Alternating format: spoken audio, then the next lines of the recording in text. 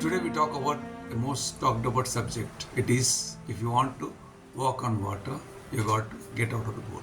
This is written by John Carl Ortberg, an American evangelical Christian author, speaker and pastor. I don't think there was ever been a book with such a challenging title, first published almost 17 years ago. To this day, people are still being challenged to step up in their faith. Rooted in the story of Peter meeting Jesus on the water. If you want to walk, you got to get out of the boat. It's a calling to do the scary, to do the impossible, and do everything in faith. The decision to grow always involves a choice between risk and comfort. This means that to be a follower of Jesus, you must renounce comfort as the ultimate value of your life. Jesus walking on the water or on the sea is recorded as one of the miracles of Jesus recounted in the New Testament.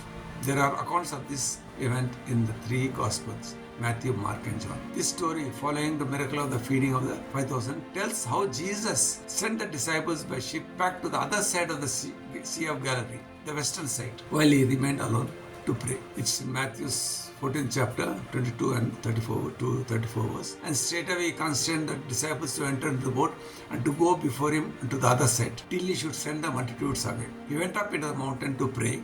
And when even was come, he was there alone. But the boat was now in the midst of the sea, distressed by the waves, for the wind was contrary. And in the fourth watch of the night, he came unto them, walking upon the sea. And when the disciples saw him walking on the sea, they were troubled, saying, It is a ghost. And they cried out for fear. But straightway Jesus spake unto them, saying, Be of good cheer, it is I.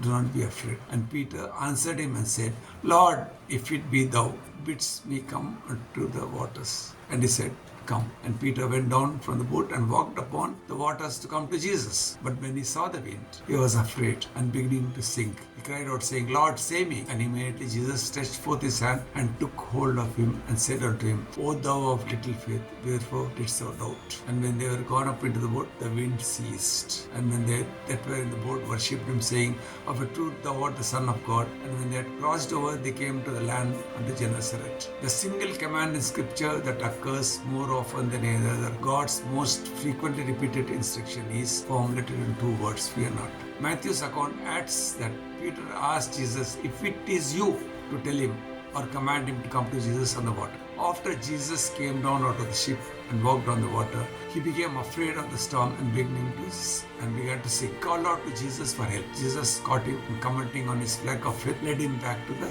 ship, whereupon the storm stopped. If you want to walk on water, you have got to get out of the boat. You have the faith to do the impossible. You will, because you have Jesus in you. God bless.